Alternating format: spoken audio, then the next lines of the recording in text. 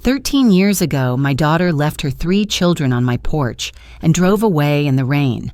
No note, no explanation, just a promise whispered through the window. 2 weeks, Mama. I'll be right back. She never came. I raised those kids through fevers, birthdays, scraped knees, graduations, while she vanished into silence. Every bill paid, every doctor's note signed, every night I prayed she was safe, and when she finally walked back into our lives, she didn't come with flowers. She came with a lawyer. Now, I'm 66 years old sitting in a cold courtroom, holding the same blue binder I've carried for 13 years, the one that holds every paper, every proof, every piece of the life I built for her children. Across the aisle sits my daughter, with a stranger's face and a lawyer who keeps saying one word that burns through the air: kidnapping. The gavel falls and the sound goes through me like a wooden echo, as if someone thumped a hollow log I've been carrying around for 13 years. The courtroom is cold, colder than it needs to be, and it smells faintly of old paper and someone's peppermint gum. I can hear my own breath in my ears. I am 66 years old, wearing my good navy blouse with the missing button resewn so tight it puckers, and I'm holding a blue binder on my lap. The corners of the binder are scuffed gray. I have wrapped it in a dish towel before, like something breakable. Today I didn't. Today the dish towel is folded in my purse beneath a roll of peppermints and a tissue I've already used. Across the aisle sits my daughter, Chanel. She's 39, her hair straightened and tucked behind one ear, a lipstick that declares itself the second it strides into any room. Beside her is a man in a narrow tie named Mr. Crane. He has 2 pens clipped in his inside pocket and the kind of smile you learn from billboards. He keeps putting his palm flat on the table as if to say, look, everything is smooth, everything is under control. Chanel's hands are in her lap, but I notice her presses the back of one thumbnail until it creases white, a habit she had at 9 when she couldn't tell me the truth, and at 19 when she said she could handle the truth on her own. Behind me, my 3 grandchildren sit together, knees touching, a small straight-backed island in the 3rd row. Dante, 20 now, jaw dark with a day's stubble. Wren, 18, slim and watchful, and Piper, 16, a bounce of hair she twists around her finger when she's nervous. They smell faintly of laundry soap and the cinnamon gum I let them have in the car. They look like they're watching a movie with a plot that refuses to be believed. Your Honor, Mr. Crane says, rising, the smile gone now because it's time to be serious. My client, Ms. Bishop, is the biological mother of 3 minor children. 13 years ago, her mother, this woman, removed those children from her care and refused to return them. For over a decade, she has maintained possession without consent or due process. That is parental kidnapping. Kidnapping. I feel the word hit me and sink.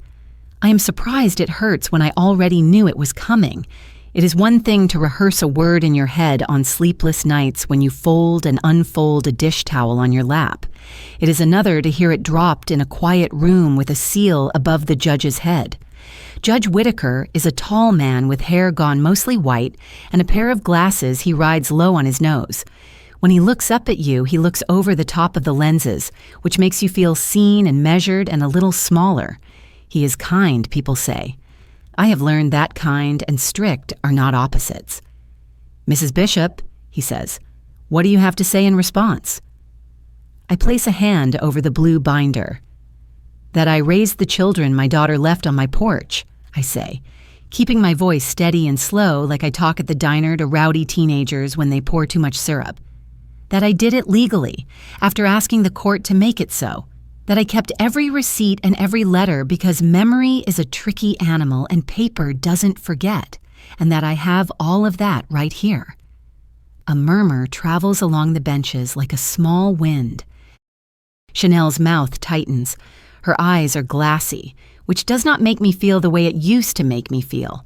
I have learned that tears can mean many things, and only some of them are regret. Mrs. Bishop, the judge says, we'll start at the beginning. Please tell the court how the children came into your care." The courthouse clock ticks. The blue binder presses against my knees. I swallow and the years slide back over me like a coat I still remember the weight of. It was a Tuesday with rain. Ohio has a gray that seeps into your bones, and that Tuesday had it in full. The sky the color of a scuffed spoon, water dripping off the edge of my porch awning into the little patch of hostas I kept threatening to pull out.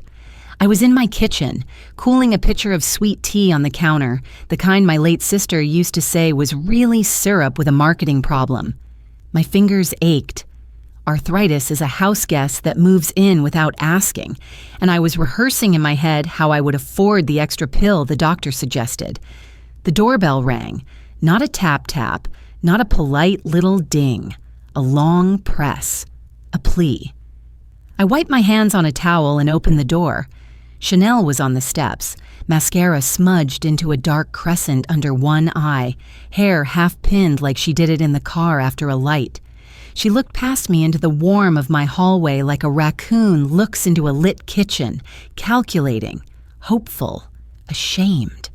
Behind her were the 3 children wrapped in a thin blanket that had a small cartoon rabbit printed over and over.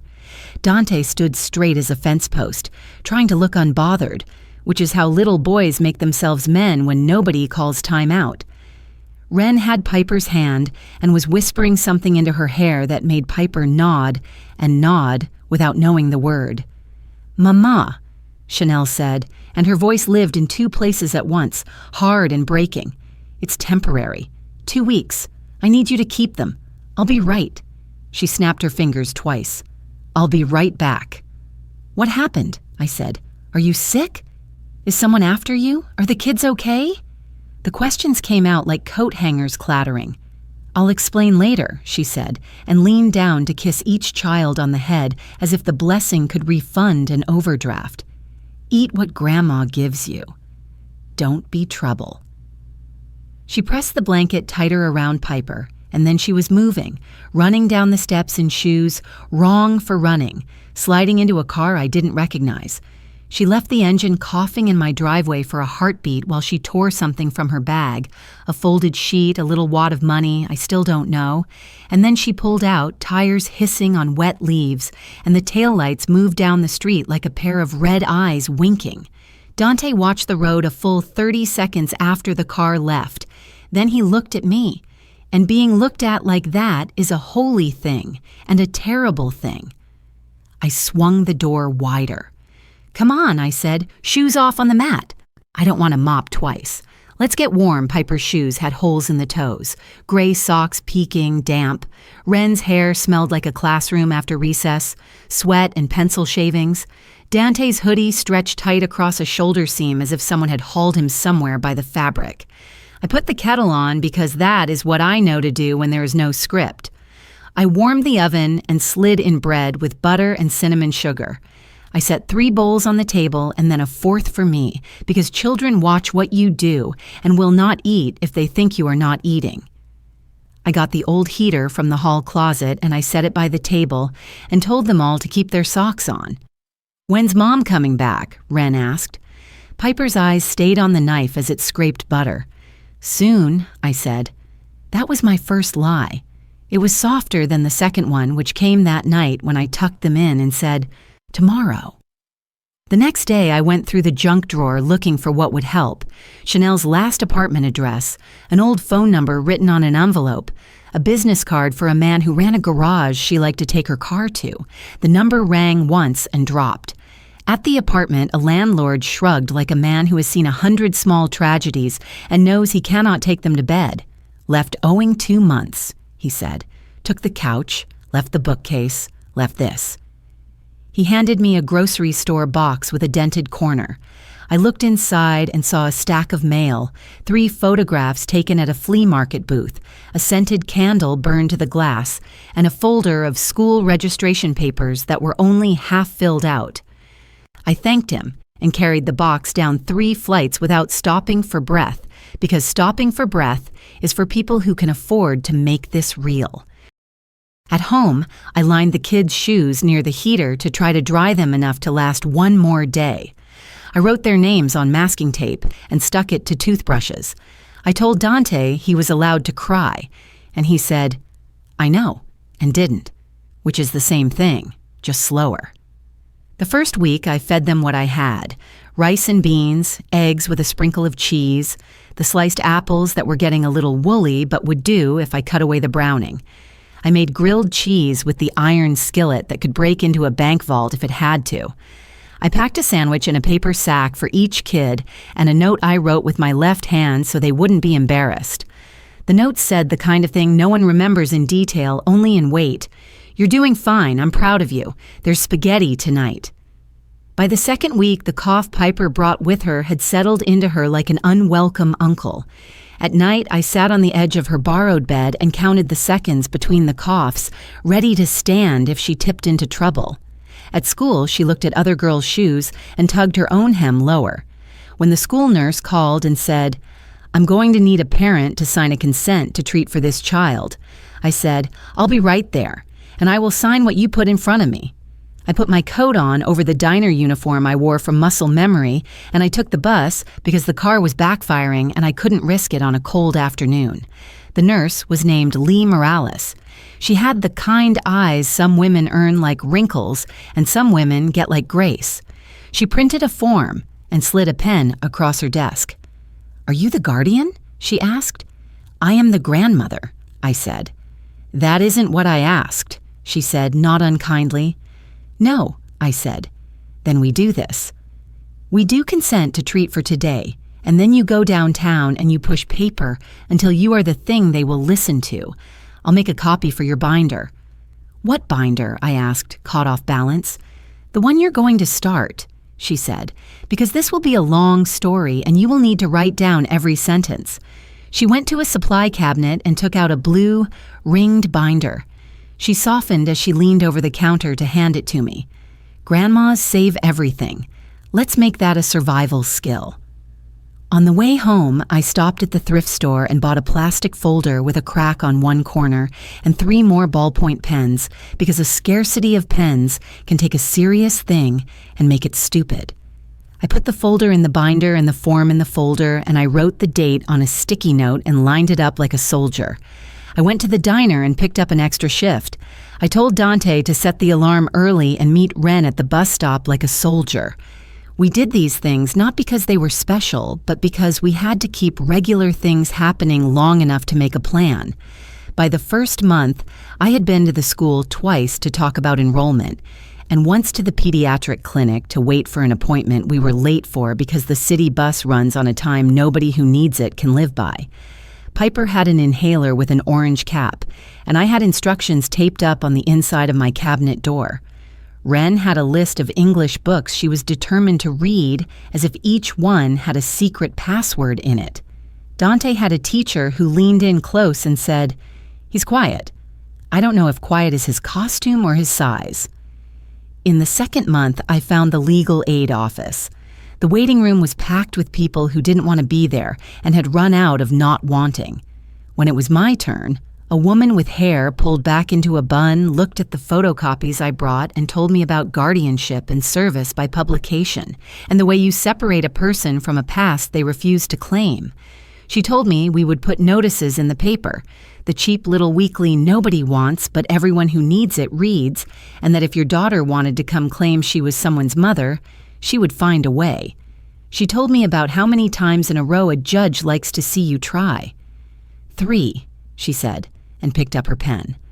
I wrote that in the blue binder, underlining the number, because 3 is a number even a tired brain can hold. When I left legal aid, I called Nora, my neighbor who retired from the fire department with a limp that told you she had run into other people's burning and come out carrying something. "You need anything?" she asked. "Actual time," I said. "I've got 2 hours," she said. "I'll sit with the kids while you sleep or while you drive to the east side and ask a landlord to pretend you matter." "Sit with them while I go to the diner," I said. "I'll sleep later."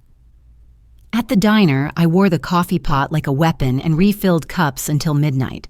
When truckers left their quarters, I pocketed them and put them in a jar the kids would never see. When the cook shook his head and said, "Lorraine, you're in late again," I said, "This is what the hour asked for." And he stopped because he knew better than to push a woman who answers in poetry. The nights were the hardest because that is when your mind sets your fears on the table and says, "Count them out loud." That is when the house creaks and it sounds like someone on the porch. That is when a child coughs and the cough stretches, and you think of what could have happened if the school nurse hadn't been a woman with a binder in her bone marrow. I sat in the hallway between the two bedrooms, and I read from the legal pamphlets as if I were reading from a Bible, because in a way I was.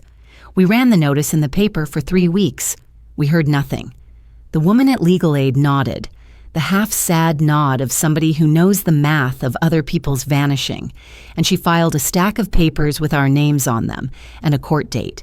I put the date in the binder and then on the calendar by the phone, and then I told Dante to make sure the alarm was set and Wren to check that Piper had her inhaler in her backpack, and I made a pot roast because it was Sunday, and because if the calendar says pot roast, you do not argue with the calendar when so much else is an argument you didn't start. On the morning of the hearing, I wore my church shoes, and I made sure there was a tissue tucked into my sleeve, because that is what my mother taught me, and because all those lessons make a ladder, whether you know you're climbing or not. The judge looked at me a long time and then looked at the file and said, "Guardianship is granted." It took him less time to say the sentence than I would have believed, but sentences can carry more weight than their words suggest. The paper felt light in my hands and heavy on my heart. I wanted to cry so hard I would be new afterward. I said thank you, and my voice scratched. I took the paper home in a manila envelope that I slid into the blue binder. I made a photocopy at the library because the binder is the only thing I trust, and the library is the only place that still believes in copies at 10 cents. And then we lived. There are many stories of living that will not impress anyone in a courtroom. They do not move juries or push gavel hands or get written in transcripts. They are small, ordinary things that do not appear on an evidence list because you cannot photograph them properly. But if you line them up end to end, they will make the life of a child you can stand inside. I taught Dante how to tie a tie for the first time he needed one, standing behind him because it's easier that way. He asked me to do it again, and I said, "No, now you teach me so it sticks." And he laughed and made the knot badly on purpose because there is always time for one joke when the stakes are small. I taught Wren how to read her own panic and not be ashamed of it. We went to a therapist once a week. The office had a plant that looked fake, but was not. The therapist gave Wren a trick where she names 5 things she can see, 4 things she can touch, 3 things she can hear, and so on, until her brain stops when it is supposed to stop. We practiced it in the grocery store, in the pharmacy, in the line at the DMV. I taught Piper how to blow out a match and not be afraid of the smoke. I taught her how to boil a potato without turning it into glue. She taught me how to stand in our driveway and listen to someone else's music from 2 houses over and not correct the lyrics out loud. A winter came and busted the car. Another winter came and knocked the gutter loose. Springs came like apologies. Summers came like bargains. We hung clothes on a line because the dryer killed socks, and we put our faces in the clean smell like we could live there. We fought about chores, and you cannot make a house of people without fighting any more than you can make a pie crust without a little torn edge. The fighting was proof we were real. The 3rd year, Piper's lungs scared me enough I took her to the ER at 2 a.m, and the nurse there called me Mom without thinking. And I did not correct her because there are some untruths that are so close to the truth, they're indistinguishable in a hallway at 2 a.m. A resident tapped on a chart, and a doctor with a bushy mustache said we needed a sterner routine, and we made one and taped it to the cabinet next to the old one and learned where the line between worry and competence is drawn. The 5th year, the kid's other grandmother, Eloise from their father's side, passed. We were never close. She had a voice like a squeezed balloon and a way of making you feel like the last person to leave a party. but she was generous in the way of people who plan on paper. When I met with the man from the bank, he said she had set up UTMA accounts for each child, small regular deposits that grew like moss, plus a life insurance payout when she died. "You are the guardian," he said, "so you become the custodian. You will keep records and use it for appropriate expenses and then pass whatever remains to them at adulthood." "I do not want to touch it," I said. "You may have to," he said gently, "if something big comes. If the right thing calls for it, I will be the judge of right," I said, and he nodded because he knew something about grandmothers too. I opened 3 envelopes that said custodial and put them in the blue binder. I made a new section, money. I wrote the children's names on the tabs with my neatest handwriting, but by then arthritis had turned neat into determined. I told no one what the balances were because I have been poor and I know the way a number can ruin a day. We lived so fully those years that I sometimes forgot to check the rearview mirror. When Dante was 14, we taped a picture of a mechanic's certificate on the fridge, and he grinned so hard it made me dizzy. When Wren was 16, she brought home a poem folded 8 times inside her pocket, and I read it at the table standing up because some things require standing. When Piper was 15, she laughed so hard at something on her phone that she fell off the couch, and I thought that is the sound they would have stolen from us if I had done less than everything I could. There were bad weeks, too, the ones I don't put in photo albums. The week Wren didn't come out of her room except to shower because something someone said at school fit too perfectly into a gap she carries. The week Dante didn't make the soccer cut and pretended he wouldn't have gone anyway. The week I snapped at Piper for leaving the milk out and she snapped back and we both apologized too much, and it felt like walking on a floor that shifts. 13 years is a sentence. Some weeks you serve time and some weeks you make biscuits. On a Thursday in late March, I heard a car I did recognize pull up and saw a reflection of Chanel in the storm door glass. She wore a white blouse with narrow black stripes and had a leather bag with a clasp that clicks like a tongue. She stood arms folded, and I could smell the perfume she always chose when she had decided to be in control of a day. I felt the old combination of dread and the impulse to lay out a plate. I opened the door, and she smiled without showing teeth. "Mama," she said, "look at you." "Look at me," I said, and stepped aside because the porch does not host the kinds of conversations we were about to have. The children were not home, Dante at the garage, Wren at the library, Piper at a friend's house, so it was just us and the clock and the distant sound of a train reminding me you can leave anywhere if you've got the ticket. She sat. She crossed one leg over the other with the neatness of someone observed. "I've been thinking," she said. "Have you?" I said, and let the words sit because I used to rush to fill silence with sugar, and I learned better. "I've been working on myself," she said, and told me about a job at a boutique that sold impossibly tiny shirts for impossibly high prices, about a man named Trevor, who believed in second chances when his mortgage was paid on time, about how she had tried to call but I never answered, which was untrue, and then she smoothed her hair and said, "I want my children back." The words rose in the room like steam, up and out. "They are not things to be fetched off a shelf," I said.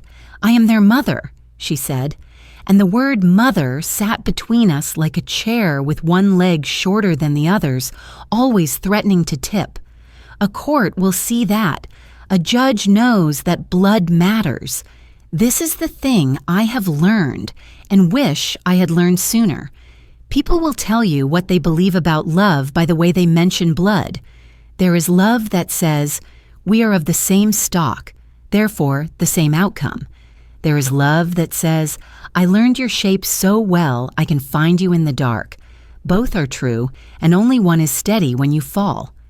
Bring your court, I said. Bring your judge. Bring whatever words make you brave. Bring Mr. Crane. I had held his card for 2 days after he stopped by, smoothing the edge with my thumb so it would not feel like a weapon in my purse. Her eyes flicked to the wall where the kids' pictures hung. Dante in a cap and gown, holding a certificate. Wren with a poem prize and a teacher who wrote in red pen like a fan, Piper on a rickety stage with a guitar in her lap. Something like anger crossed her face and then dressed itself as longing. I know that trick. I used to perform it. You have had them long enough, she said. I have had them as long as you didn't, I said. The court date came quicker than it might have because Mr. Crane believed in words like expeditious and urgent and abduction. I put on my navy blouse and brought the blue binder like a friend you introduce to the people who will doubt you. In the hallway, Chanel stood with Mr. Crane and one other man I didn't know who would not meet my eyes. Piper squeezed my hand hard once and then let go because she is learning both. In the courtroom, Mr. Crane said his long sentence about kidnapping, and I said my shorter sentence about the porch and the binder, and we started toward the truth, the slow way, because that is the only way the truth wants to go. Judge Whitaker listened longer than most men I have known. He flipped through the file Mr. Crane submitted, and he closed it again with a finger marking a page as if he had found something he might need later. Mrs. Bishop, he said, let's see what you mean by a binder. I stood and walked it to the clerk who wore glasses on a chain. My knees complained in the second kind of voice arthritis uses when you do not ask for its permission. I opened to the first section and slid out photographs and set them gently where the judge could see. This is my grandson's heel in the shoe he wore the day she left them, I said. This is my granddaughter's diaper rash. This is a picture of the porch because the school nurse told me to take pictures of what things looked like when people forget later. I heard a small buzz go through the back of the room, and I knew that sound too. That is the sound of people who have not had to live with proof suddenly understanding why anyone would. Mr. Crane stood and objected because he needed to object. We dispute the context of these photos, he said. I nodded at him because why not? Here are 3 letters she sent me in the first 6 months, I said, sliding the old envelopes across. I kept the envelopes because postmarks are the way you make a memory bow to a calendar. In the first letter, she tells me she met somebody, and he wasn't ready for kids, and she would be back in a couple weeks. In the second letter, she says she is expecting and moving to another city, and he cannot handle that kind of baggage. In the third letter, she offers me $500 if I will sign something making it official that the children are mine. My client was not well, Mr. Crane said. Postpartum depression can persist for months, even years. I do not argue with the kind of pain you cannot see with your eyes, I said, but I do argue with the kind of decisions you make while in that pain when you paint them as someone else's fault. Do you have evidence of guardianship? The judge asked, as if he didn't already have the paper in his file. He was asking if I had it, which is a different question. I slid the photocopy of the guardianship order across, 10 months after the Tuesday on the porch, and the consent to treat the school nurse printed for me, and the record of the notices run in the little paper with the ads for lawnmowers and lost cats. I watched Mr. Crane watch the dates. Dates have a way of dragging stories away from the mouths that tell them wrong. Mrs. Bishop, the judge said, do the children have a position they'd like to express? I would like them to say what they want, so they do not have to live inside my version of their lives, I said. Dante stood and the room seemed to open around him like a tide making way for a boat. He was not built for courtrooms any more than a mechanic's hands are built for harpstrings. But he did not shrink.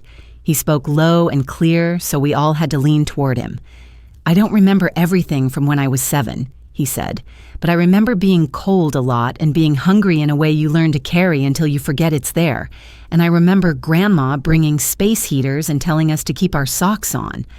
I remember she taught me how to change oil and make a grilled cheese that doesn't stick. She never said a bad word about my mom. She left a plate for a woman who didn't come. I don't hate my mom. I just know who did the work. He looked at me and then at the judge. I'm grown now. I can live where I want. I want to live with the person who showed up. Wren took a breath the way you take a breath before diving. I write, she said to the judge, and her mouth lifted like she almost smiled because she knows how it sounds to say that in a room like this. I write about doors. The door Mom left through. The door Grandma kept open. Sometimes when I was little, the door was heavy and I couldn't open it from my side. Grandma oiled the hinges. She didn't lie to me about what was happening. She told me truths I could hold.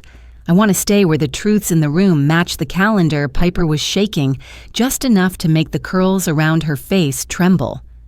"I play guitar," she said, which was a surprising thing to say in a courtroom, and exactly right. Grandma found one at a pawn shop. It was ugly and perfect. She tuned it off a YouTube video. When I think of safe, I think of the sound it makes when she hangs her keys on the hook and the coffee maker gurgles. I want the thing I think of when I think of safe. Mr. Crane did not look at my grandchildren when they spoke. Some men cannot look at the part of the story that does not have a line item. "Mrs. Bishop," the judge said, clearing his throat, and his voice had gotten gentler without losing its metal.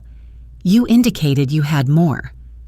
"I do," I said, and pulled one sheet which I kept separate, not because it was most important, but because it asked to be handled differently.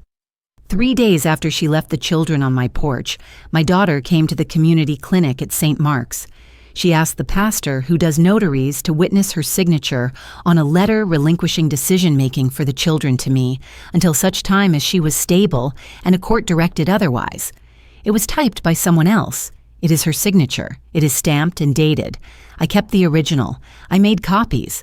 I knew one day my memory would be accused of making things up to suit my heart. I placed it on the courtroom's little wooden body of truth, like a prayer card on a hospital tray. Mr. Crane stood so fast his chair squawked. "We question the competence of the signer at the time," he said. "We question the circumstances. It was my office," said a voice from the back. Pastor Miriam Dunn stood with her small Bible like a compact in her palm. She was quiet. She asked me to read it to her twice. She asked if it would keep the children safe from someone she had decided to love. Her face looked like she wanted to be two people at once. She signed. I stamped. I prayed. She did not cry until she got outside. "I didn't know," Chanel said, and her voice cracked. She meant she did know, but hearing your old choices read out loud makes a person feel like a stranger wearing a coat you actually own. "There is more," I said, and pulled the printed texts from 2 months ago. She wrote me as if I had no binder, and as if paper only belongs to the powerful. She told me a judge would give her what biology could not. She told me that if I didn't hand them over peacefully, she would call what I did kidnapping. She told me that if I split what was theirs with her, we could both pretend justice had been done. Mr. Crane stood, then sat, then stood. "We ask that those communications be considered in context," he said, which is a sentence men have learned to say when the words themselves are not kind to them. I slid the PI report across last, not because it was least important, but because it was the part of the story that would make people feel like they could tell themselves a comforting lie. That money did this, that only money does this, that love did not matter at all. "I hired someone to look at public things," I said, not because I wanted to catch my daughter, but because I wanted to be sure what I felt was not the only thing I knew. She found an eviction notice from 4 months ago. She found a job loss 6 months ago. She found new bank accounts opened and then overdrawn. And she found this: searches about how a biological parent can access custodial accounts once a child turns 18. The judge took a breath. He took off his glasses and slid the arm along the line of his jaw. He looked at Chanel for the first time, not like a judge looks at a defendant, but like a person looks at a story they hoped would be different. "Ms. Bishop," he said, "do you deny sending the texts?" She shook her head. "I was scared," she said, and the words fell with a dull weight. He raised his hand and she stopped. "Do you deny signing the notarized letter 3 days after the children were left with your mother?" Her tongue touched her lip. An old mannerism. "No." The judge nodded. "We're going to take a brief recess," he said. 15 minutes. He knocked his gavel once, not like thunder this time, more like a modest approval. In the hallway, the air conditioning bit my arms, so I rubbed them and reminded myself ignorance is a habit and I could not afford it. Chanel approached with a small step like a girl testing ice. Mr. Crane trailed behind as if he had to. "Mama," she said, and the syllables were her first good dress. For a strange and terrible second, I saw her at 5 again, 2 braids too tight, head tipped up. "Tell me the truth," I said. "No lawyer words." "Just your mouth and mine." "I did what I did," she said. "I made a decision that day, and then I made another one, and then I made another one, and the bridges burned behind me so fast I got used to the light. He said he wouldn't stay if I brought the kids. He said I was a lot to love as it was." She laughed, a little bark. I told myself it was temporary. Every week for 13 years, I told myself that, and every week, the kind of person who would come back got smaller in the mirror. She looked down the hall at a vending machine, as if it had the rest of her sentence. Then he lost his job, and everything we owned turned slippery. And I remembered there was money in the world with my children's names on it, and my name on the birth certificates. And she stopped to breathe. "I am not a good woman," she said quietly. "I want to be, but I am not." "I do not need a good woman," I said. "I need a woman who tells the judge the truth and does not text me threats and does not call love kidnapping when it is inconvenient to her plans. I need a woman who understands that you do not trade children like you trade cars." "I will go to therapy," she said. "I will get a job. I will be the person a judge can recognize." She looked up. "Do you forgive me?" "I forgive the girl who was drowning," I said. "I do not forgive the woman who picked up a calculator and called it a heart. I do not forgive the threat. Forgiveness is not permission, and it is not a trade."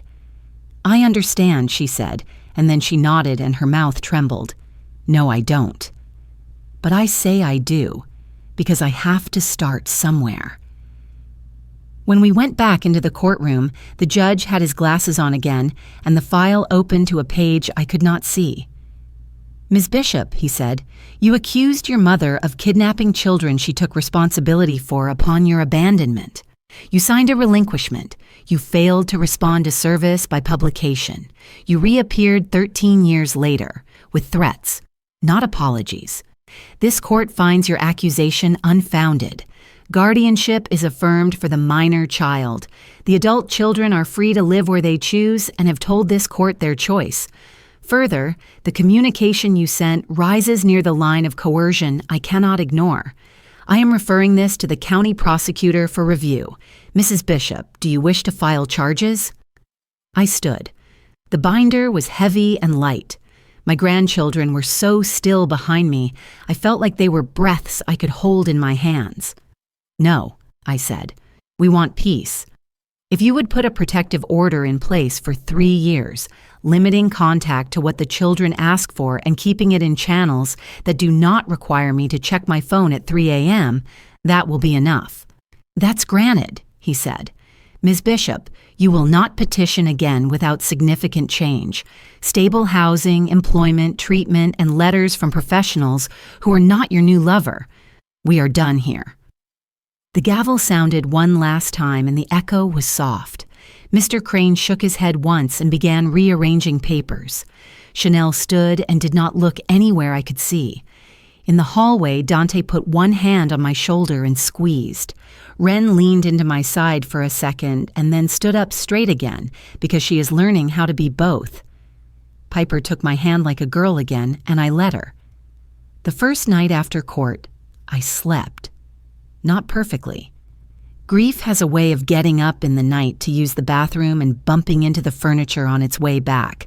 But I slept, and in the morning I stood in the kitchen and made pancakes like a person who believes in tomorrow again. 3 weeks later, Nora came by with a casserole that had exactly the right amount of cheese you say is too much when you are pretending you do not want to eat the whole pan. She set it on my counter and leaned back against the sink like she lived in my house, which in a way she did because being there for someone long enough earns you a set of ghost keys. "My brother works over at the county," she said, running a finger around the edge of the foil. He heard something and he wasn't supposed to tell me because boys love rules until they don't. But he said I should probably tell you. She went to ask about an appeal and learned an unappealing thing about how appeals work when the record is the record. And another thing. She took a breath because gossip about the person you love hurts like a pulled tooth. The man she was with left. He told her she cost him money I suspect he thought belonged to him when it never did. "How's she eating?" I asked. "Like a woman with no routine," she said. "Night shifts cleaning offices, day sleeping badly, skinny like a lie." The next day I filled a grocery tote with enough to make 2 dinners and a breakfast. Rice and beans and chicken thighs, eggs and coffee because even sinners deserve coffee, and it makes people talk. I drove to the address Nora gave me and sat in the car and prayed something that did not have words. Because sometimes the truest prayers are the ones you give to God, like a handful of loose change you forgot to wash. Her building was a bruise-colored rectangle with windows that all looked like they needed baths. I climbed stairs that smelled like other people's lunches and old pine cleaner. I knocked. The door opened to a chain and an eye. "It's me," I said. The chain slid loose. She opened the door and stood aside. She looked like someone had turned down her dimmer. Not unhealthy, not broken, simply less. The apartment was tidy in the way of people who have time and not enough other things. "I brought food," I said. "Why?" she said, the word almost ugly. "Because my daughter is hungry," I said, and set the bags gently on a counter without marring it. Because feeding is not agreeing. Because love is allowed to have a spine. She sat on a mismatched chair and cried, and when she was done crying, she laughed the laugh of a person who is embarrassed by their tears. "He said I was stupid," she said. "He said I wasted a once-in-a-lifetime opportunity." It felt like he was talking about me and not the money. Maybe he was, "What do you want?" I asked. "Not what you want. What you want today. I want to not be this person," she said. "I want to not have done what I did." "You cannot change the past any more than you can put milk back in a carton," I said. "But you can stop lying about it." "Am I allowed ever to see them?" she asked. "Not now." "Later. If I give you what the judge wrote, if I stack paper where paper needs stacking." "You are allowed to ask them," I said, "on a day when you can say what you did without excusing it. You are allowed to accept their answer when it is no, and to wait without demanding as if waiting were a virtue and not a tax. That is what you're allowed. Do you forgive me?" she asked again, because some questions rot if you don't pluck them. "I forgave you when I realized that hating you was like trying to drink poison to keep you thirsty," I said. "But I will not let you hurt my people. Those things live in 2 rooms of the same house, and I pay both rents." She nodded and looked at the floor as if the floor had instructions. I left the bags and drove home and cried in the driveway, because sometimes you need to be alone with your body when it releases stored weather. Time did what time does. It layered days, quietly. Dante took 2 extra classes at community college and started doing oil changes in neighbors' driveways to make the money add up. He came home every night smelling like rubber and iron, and a kind of clean-only men who work with machines get to smell like. Wren got into a state school with a small scholarship and a big acceptance sleeve she put on the fridge with tape like a proud sign in a store window. Piper practiced fingerstyle until her fingertips peeled, and then she kept playing, which is its own metaphor and enough of one. Chanel got a job at a clinic front desk. She texted me through the lawyer once, not to ask for anything, just to say she was going to therapy and had not missed a session in 3 months. She asked me to pass along that she was sorry, not because sorry is a string you pull to get out of a mess, but because she wanted the word to exist out loud. I sent it to the children exactly as it was, and then I let them decide what to do with it, because that is what you do with children. You raise to live their own lives and not yours. One afternoon in July, I found Piper in the kitchen, staring at the letter stuck to the fridge with a magnet from the aquarium we've never visited. "Do you think she'll keep going?" Piper asked. "To therapy?"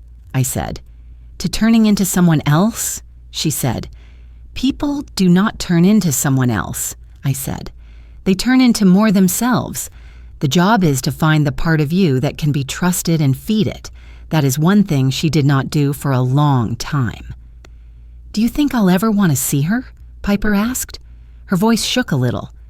"I think you get to ask yourself that question many times and get many answers, and none of them are betrayals," I said. "When you are ready to ask it out loud to her, we will do it where the carpet is soft, and somebody whose job it is to tend to such moments sits with us." Piper nodded. "She's learning how to carry two things at once and not drop either. It looks ungainly while you are learning. It is the only way to live without lying." At Christmas, we did the thing we always do. Dante baked cinnamon rolls so big they made the pans look small. Wren read a poem aloud to the room and then laughed at herself and said, "Sorry," and we all said, "Don't you dare apologize for beauty." Piper played Silent Night on the guitar, and I sat in my chair and felt my bones align with the world for once. We had small gifts, because small gifts mean you have not been stupid. I gave them each an envelope with a note about the custodial accounts and what adulthood would do to them, not because I wanted to give them money early, but because I wanted to give them the knowledge early enough to make plans. I wrote, "It was never mine. It is yours. Use it as if you were someone you love." When Dante turned 21, I took him to the bank, and we sat in chairs whose backs try to make you feel like you belong in them. The banker slid the papers across, and Dante signed with a pen that seemed far too fancy for a boy who still wipes his hands on his jeans before dinner. He told the banker he would like to move a portion to another account, and a portion to a separate savings for emergency, and a portion to Grandma for spending on nothing. I shook my head at that last one, and he said, "This is how you taught me to do it. First the right thing, then the good thing. This is the good thing." I took the check and cashed it and put the cash in an envelope in a jar in my closet for 2 days, just to remind myself money is not a god. Then I bought myself a new chair because the old one squeaked every time I stood, and I am too old to have anyone think I squeak. One morning that winter, Wren came into the kitchen with a manila envelope. "She wrote again," she said. I dried my hands on a towel and unfolded the letter. It was not a letter exactly. It was a series of sentences trying to figure out what they wanted to be. She wrote about the front desk job. She wrote about the therapist who would not let her pretend to be saint and sinner in alternating hours. She wrote about the sentence from the judge she kept in her wallet like a photo. She wrote, lightly, about wanting to make amends, and because a good therapist will make you write it this way, she defined amends not as asking for something, but as offering without keeping score. She did not ask to see them. She did not ask for $1. She did not mention the bank or the accounts or anything that had numbers in it. "What should I do with it?" Wren asked, her voice careful. "Put it in your room," I said. "Tape it to the back of a drawer where it will not make noise until you open it on purpose. Then decide a week from now if you want to read it again." She nodded. "It's strange," she said. "I thought I would feel triumphant." I don't. I feel like a person who lost something and won something, and both those words are wrong. That is the truest way to feel about most big things, I said. There are very few pure wins. There are very few pure losses. There are a lot of stories you have to hold with both hands. A year after the court, the house felt like a place that understood itself. The walls held our smells without complaint. Coffee, lemon cleaner, wet wool by the door, the onion and butter smell that means somebody is paying attention at the stove. Dante came home some nights, even when he didn't need to, carrying a bag of laundry and a story about a customer who tried to pay with a smile. Wren called twice a week and sent poems the length of a grocery list that made me want to hug strangers. Piper learned a song that made me cry because it was not about me, but it felt like a thing I had made. One afternoon, as the light slid sideways through the kitchen like it does in late October, the doorbell rang. I wiped my hands, old habits tight as knuckles, and opened the door. Chanel stood there with a grocery store bouquet that cost more than cents and smelled like one of those candles that pretends to be a flower. She had on the clinic polo shirt and a cardigan too thin for the weather. She held the bouquet like a problematic apology. "I don't want to come in," she said quickly. "I won't ask. I just wanted to say I am still doing what I said I would do. I am tired of living like a person other people have to save from herself. I work days, I sleep nights. I see a person who makes me tell the truth. I pay my rent with a check that doesn't bounce. I haven't texted you a thing I wouldn't read out loud to the judge." "Good," I said. "Flowers cost money. Save it." She smiled a little, the smile she used to make in the mirror to practice. "I wanted to bring you something anyway," she said, and held out the bouquet and then withdrew it back into her own chest, struggling. "What do I do with this?" "It seems silly to hand it to you. It seems waste not to." She glanced at the sidewalk.